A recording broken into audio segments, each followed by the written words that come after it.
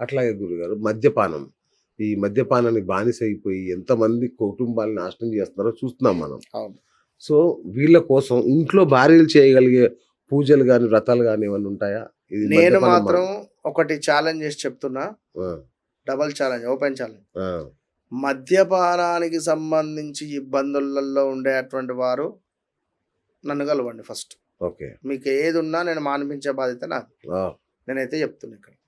So, ఇక రెండో విషయం, వారి వారి జాతకరీత్యా రాహు బాలేకున్నా, శనైశ్చరుడు బాలేకున్నా, అధికంగా స్మోక్ చేయడం గానీ, అధికంగా డ్రింక్ చేయడం గానీ, మత్తులో ఉండాలి అనే భావన ఉంటది. ఆ!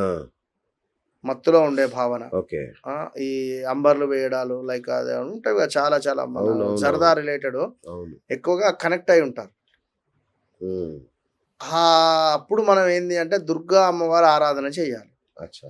దుర్గా అమ్మవారికి మనం చేసేటువంటి ఆరాధన, దుర్గా అమ్మవారికి మనం చేసే నైవేద్యం ఏదైనా మనకు మోక్షాన్ని తెచ్చిపెడుతుంది. హ్మ్.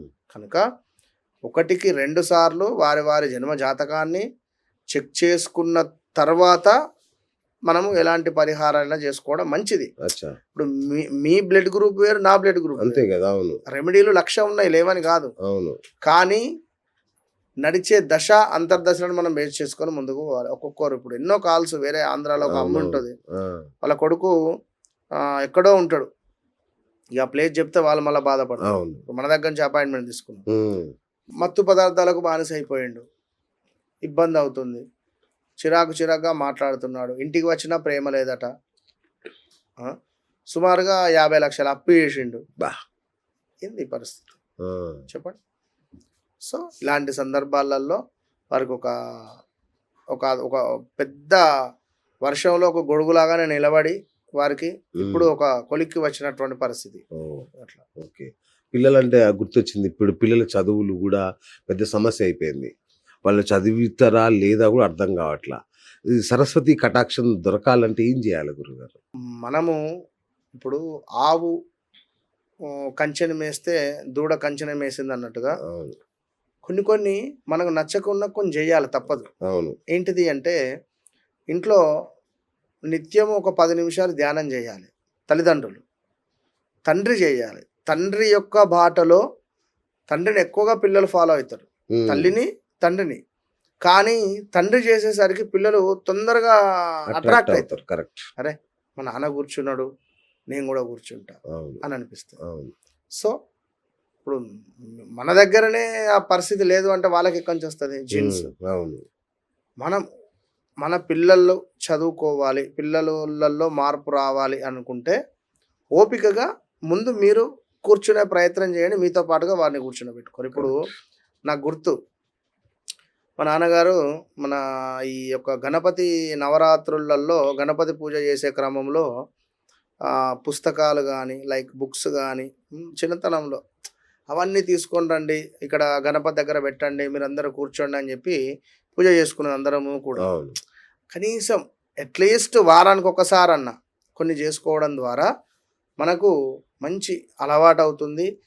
మేధా దక్షిణామూర్తి సంబంధించినటువంటి శ్లోకాలు చదవడం ద్వారా ఆ యొక్క శ్లోకము, అదేవిధంగా సరస్వతి అంటే మనకు చాలా రకాలుగా అమ్మవారు, సరస్వతి అమ్మవారుకు ఎక్కడైనా దేవాలయం ఉంటే అక్కడ అర్చనాది కార్యక్రమాలు చేసుకోవడం కానీ ముందు వినాలి. ఓపిక అవసరము, ఓపిక అనేటువంటిది అవసరము. కరెక్ట్. ఎంత ఓపికగా ఉంటే అంత ప్రయోజకులు అవుతారు. సో గురుగారు, ఈ జాతకం చెప్పించుకుంటాం కదా మామూలుగా, మీ దగ్గరికి రావాలంటే కష్టం వచ్చాకనే రావాలా, కష్టం రాకముందు కూడా చెప్పించుకోవచ్చా? అంటే జాతకం ఎప్పుడు చెప్పించుకోవాలి, ఇది సమయ సందర్భం? ఇప్పుడు డాక్టర్ దగ్గరికి పోతున్నాము అంటే ఎప్పుడు పోతారు? జబ్బు రాకముందే పోతారా, జబ్బు వచ్చిన తర్వాత పోతారా? జబ్బు వచ్చాక పోతాం మామూలుగా. అందరూ అంతే అయిపోయినారు కదా ఇవాళ రేపు అందరూ అంతే ఉన్నారు. సో ఏదో ఒక చెరువు నీళ్ళు పోయి చెరువు వెనుక పడ్డ తర్వాతనే మేము గుర్తొస్తాం, అది అంతే. ఇప్పుడు ఏదన్నా మొదలు పెట్టబోతున్నాము, ఏదన్నా చేయబోతున్నాము. మొన్న ఒక పెద్ద ప్రొడ్యూసర్ 2 కోట్లు ఇన్వెస్ట్మెంట్ చేసిండు, పైసలు మొత్తం పోయినవి. విన్నారా? ఏం చేస్తారు దానికి? కనుక ముందే ఎట్లా ఉంది పరిస్థితి 1కి 2 సార్లు చూసుకొని పోవాలి. ముందే చూయించుకోవాలి. చూయించుకుంటే ఓకే డన్, మీరు వెళ్ళే మార్గం బాగానే ఉన్నది, ఓకే. లేదు ప్లీజ్ వెయిట్ చేయండి, ఇప్పుడు టైం బాగాలేదు, వద్దు. ఎప్పుడు ఒక తీరు ఉండదు కదా. ఉండదు కదా. అవును. అట్లా. సో మా ప్రేక్షకులు మీ దగ్గరికి వ్యక్తిగతంగా వచ్చి కలిస్తే వాళ్ళకి జాతక చక్రాలు అవి వేసిస్తారా గురుగారు మీరు? జాతక చక్రం వేసి ఇవ్వచ్చును. ఉమ్, వాళ్ళు నేను అనే పాయింట్ ఒకటే, జాతక చక్రం వేసి ఇయ్యడానికి మనకు ఈ యొక్క ఫోన్లు ఉన్నవి వారే అచ్చా. చెప్పేస్తున్నారు, వాళ్ళే ఆ, ఇస్తున్నారు. అంటే నా ఓకే. పాయింట్ నండి, ఆ, మీ జీవితంలో మిరాకిల్ జరగాలి అంటే నేను రైట్. చెప్పేది ఒకటే, నన్ను ఆ, కలవక ముందు నన్ను కలిసిన తర్వాత ఓపెన్ ఛాలెంజ్ చేసి చెప్తున్నాను నేను. ఆ, కలవక ముందు కలిసిన తర్వాత మీ జీవితంలో జరిగింది, జరుగుతుంది, జరగబోయేది ఓకే. మీరేం చెప్పాల్సిన పని నేనే చెప్తా అంటున్నా కదా. ఆ, ఓ, ఓకే. ఇప్పుడు నేను జరిగింది, చెప్పకపోయినా జరుగుతుంది, జరగబోయేది. అవును, అవును, అవునా కాదా? ఇప్పుడు కావాల్సింది అదే కదా. అంతే. ఇప్పుడు మీరు నా జరిగింది విషయంలో నేను చెప్పినవి అన్ని నిజాలైనవి. ప్రతిదీ నిజం అవుతుంది నాది. హ్మ్. అవును, జరిగింది చెప్పినాము, జరుగుతుంది చెప్తున్నాము, జరగబోయేది ఇది. అవును, జరగబోయేదే నేను నీకు చెప్తే నువ్వు నన్ను నమ్మొచ్చు, నమ్మకపోవచ్చు. కరెక్ట్. కానీ మీ జీవితంలో జరిగినాయి ఇవి అని చెప్పి నేను చెప్తున్నా కదా నిర్ధారంగా. అవును, అది అది ఆ పాయింట్ గుర్తుంచుకోండి. ఓకే, జాతక చక్రం కాదు ఇక్కడ. రైట్. జాతక చక్రం ఎవరైనా వేసిస్తారు, ధోతి కట్టుకున్న వాళ్ళు కానీ ఎవరైనా వేసిస్తారు, ఏమున్నది దాంట్లో. Okay, okay. విద్య కావాలి, సబ్జెక్ట్ ఉండాలి, సబ్జెక్ట్ తో మాట్లాడాలి, సబ్జెక్ట్ అంతే. Right, right. ఎంబీబీఎస్ ఎండి ఏం బోర్డు ఉంటే ఏమున్నది, మంచి చెయ్యి బలం కావాలి అక్కడ, అది గుర్తుంచుకోండి. అస్తవాసి ఉండాలి. అది కరెక్ట్. రైట్ గురుగారు. ఫైనల్గా మా ప్రేక్షకుల కోసం ఈ సకల సమస్యలకు అష్ట కష్టాలకి సులభంగా ఇంట్లో చేసుకోగలిగే రెమెడీస్ ఏమని చెప్తారా? తప్పకుండా. ఎందుకంటే కొన్ని మనము ఎక్కడికో వెళ్ళి చేసుకోలేని పరిస్థితులలో భాగంగా అవును, ఎప్పుడైనా ఒక పాడ్యమి తిథి రోజు తప్పకుండా ఇంట్లో ఒక ఆవు పిడకను కాల్చడం ద్వారా మనకు మంచి సత్ఫల ప్రాప్తి అనేటువంటిది లభిస్తుంది. పాడ్యమి తిథి రోజు ఇంట్లో అగ్నిని మనము రంజింపజేయాలి. అచ్చా. ఆవు పిడకపై ఒక ముద్ద కర్పూరం పెట్టి చక్కగా వెలిగించి ఒక 4-5 స్పూన్ల మంచి నెయ్యి పోసేయడం ద్వారా కాసేపు ఇంట్లో బర్న్ చేయండి, బాగుంటుంది. లేదా రాగి చెట్టుకు సంబంధించినటువంటి ఒక 11 పుల్లలను తీసుకొని వాటిని వెలిగించండి, ఓకే, కాల్చండి. ఇక విధియ రోజు నాడు అశ్విని దేవతలకు సంబంధించి తప్పకుండా మీరు అశ్విని దేవతాయై నమః, అశ్విని దేవతాయే నమః అనేటువంటి అశ్విని మంత్రాన్ని దేవతాయే జపించడం నమః. ద్వారా ఆ, ఆరోగ్యానికి సంబంధించినటువంటి వృద్ధి లభిస్తుంది. ఓకే. ఇక తదియా తిథి రోజు గౌరీదేవి ఆరాధన చేయడం ద్వారా, కుంకుమార్చన చేసుకోవడం ద్వారా, పసుపుతో గౌరమ్మని చేసి కుంకుమార్చన చేయడం ద్వారా మనకు సుమంగళి అనుగ్రహం లభిస్తుంది. ఓకే. ఇక చవితి తిథి రోజు వినాయకుడిని పూజ చేయడం ద్వారా మనకు విఘ్న నాశనం కలుగుతుంది. ఏవైతే పనులు అన్నిటికీ విఘ్నాలు కలుగుతున్నాయి అని అనుకునేటువంటి క్రమంలో తప్పకుండా అన్ని ఫలితాలు ముందుకు వెళ్తాయి. శుభం. అదేవిధంగా పంచమి తిథి నాడు నాగదేవతలకు అభిషేకాలు చేసిన, సర్ప సూక్తంతో అభిషేకం చేసినా కూడా తొందరగా వివాహం జరుగుతుంది, వంశ అభివృద్ధి జరుగుతుంది. షష్ఠి తిథి నాడు సుబ్రహ్మణ్యేశ్వర స్వామిని ఆరాధన చేయడం ద్వారా మనకు పుత్ర ప్రాప్తి లభిస్తుంది, కుజదోషాలు నివారణ అవుతాయి.